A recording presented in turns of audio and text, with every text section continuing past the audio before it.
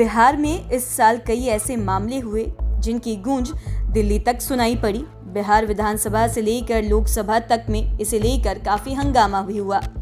पटना की सड़कों पर तो इसे लेकर खूब बवाल भी हुआ। इतना ही नहीं, सियासी बयानबाजी भी खूब हुई। सभी पार्टियां एक दूसरे पर आरोप प्रत्यारोप लगाती रही।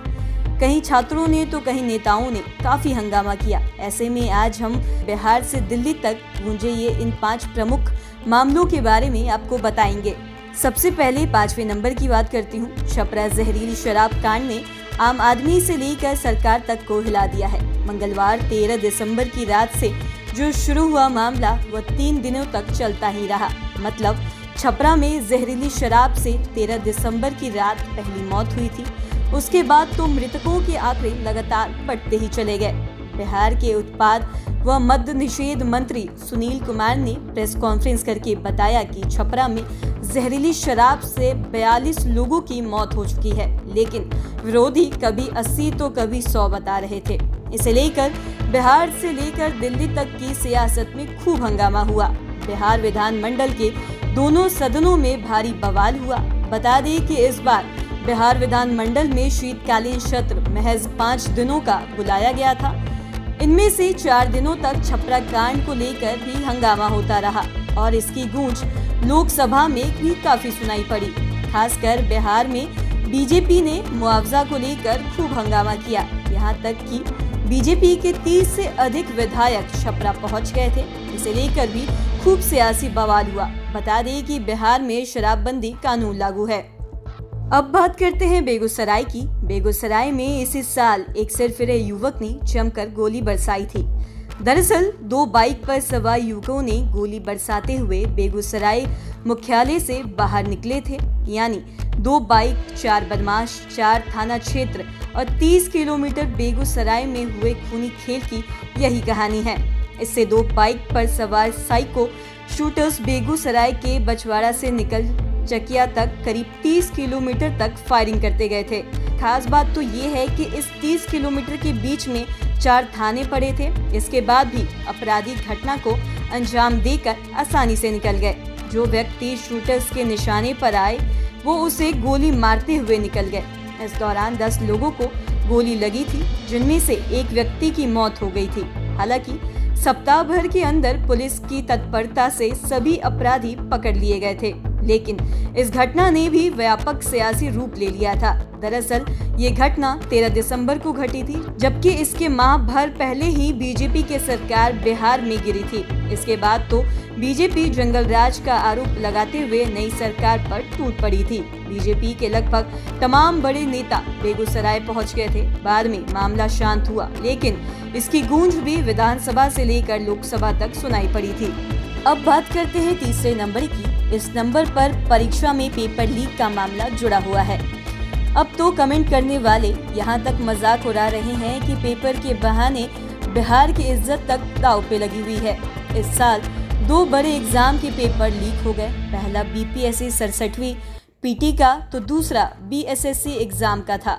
इसको लेकर भारी बवाल भी मचा था। पहले बीपीएससी एग्जाम में ले चलते हैं। यह एग्जाम मई लास्ट में लिया गया था, लेकिन एग्जाम के दौरान ही आरा के एक सेंटर से पेपर लीक हो गया था। इसके बाद मुद्दे ने भारी बवाल मचा दिया। इस मामले में कई बड़े लोगों को लिंक भी किया। कई बड़े अधिकारियों से भी पूछताछ की गई थी और ईओयू यानी आर्थिक अपराध इकाई को जांच की जिम्मेदारी दी गई थी और एग्जाम को उसी दिन रद्द कर दिया गया था। और बीपीएससी पेपर लीक मामले में बिहार की सियासत में भी खूब भूचाल जैसा स्थिति बन गई थी। बिहार में शिक्षा प्रणाली पर एक बार फिर से सवाल उठाया गया, लेकिन उस समय बिहार में एनडीए की सत्ता थी, इसलिए इसे लेकर आरजेडी हमलावर था तो बीजेपी बचाव कर रही थी। आज भी इसकी जांच सीबीआई से कराने की मांग हो रही है, लेकिन वर्ष खत्म होते होते बीएसएससी पेपर लीक मामले ने सरकार की पोल खोल दी। 2 दिनों में इस एग्जाम को 3 पालियों में लिया गया था, जिससे एक पहले दिन की जो पहली पाली का एग्जाम कैंसिल कर दिया। इसकी भी जांच ईओयू भी कर रही है। इस तरह बिहार लोक सेवा आयोग की तरह बिहार कर्मचारी चयन आयोग की कार्यशैली पर भी सवाल उठने लगे हैं। अब बात करते हैं दूसरे नंबर पर आरआरबी एनटीपीसी एग्जाम की। इस एग्जाम को लेकर बिहार में भयंकर बवाल मचा था। खासकर पटना में जबरदस्त तबाही हुई थी। इसकी गूंज तो दिल्ली की सियासत में भी सुनाई पड़ी थी। इसके देखा देखी यूपी के प्रयागराज जैसे शहर में भी छात्र आंदोलन होने लगा। आरआरबी और एनटीपीसी एग्जाम को लेकर हुए आंदोलन की बड़ी वजह परीक्षा में गड़बड़ी थी।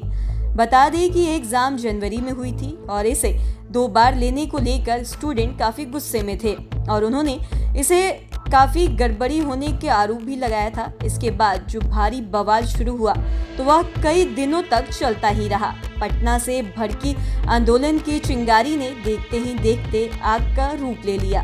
पटना से निकलकर यह आंदोलन गया, आरा समेत अन्य जिलों में पहुंच गया। सुबह के अन्य जिलों में भी छात्रों ने जोरदार प्रदर्शन किया। उस समय पटना के राजेंद्र नगर टर्मिनल पर हजारों की तादाद में छात्राओं ने मोर्चा खोल दिया।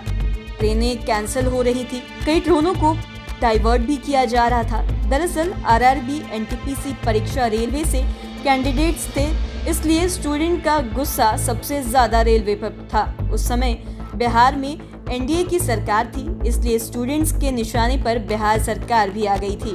आंदोलन को रोकने के लिए स्टूडेंट लाठीचार्ज किए गए और आंसू गैस के गोले तक दागे गए। इस पर भी सियासी गलियारों में खूब तहलका मच गया था। इतना ही नहीं, इस मामले में पटना की कई बड़े कोचिंग वाले को भी अभियुक्त बनाया गया था। बाद में इसे लेकर लोकसभा में रेल मंत्री को स्टूडेंट के पक्ष में निर्णय भी लेना पड़ा था, तब जाकर मामला शांत हुआ था।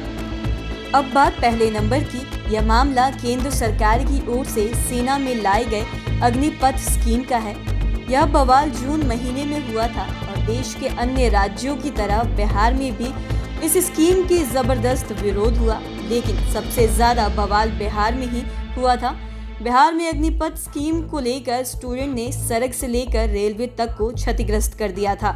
आंदोलन कर रहे छात्रों ने दर्जनों ट्रेनों को फूंक दी थी। रेलवे ट्रैक क्षतिग्रस्त कर दिए गए थे। इसके कारण बिहार के लिए कई ट्रेनों के रूट भी बदल दिए गए थे। कई ट्रेनें कैंसिल हो गई थी तो कुछ रास्ते में ही सवारियों के साथ अटक गई थी। दरअसल केंद्र सरकार द्वारा लाए गए अग्निपथ स्कीम को छात्र किसी भी हाल में मानना ही नहीं चाहते थे, इसलिए उन्होंने केंद्र सरकार के खिलाफ आंदोलन छेड़ दिया था।